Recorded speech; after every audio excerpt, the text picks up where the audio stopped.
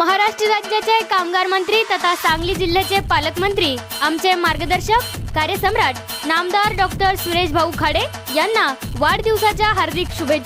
शुभेच्छुक माननीय मंजुनाथ पांडुरंग सावंत, श्री पंचलिंग विकास society chairman पायापाचीवाडी,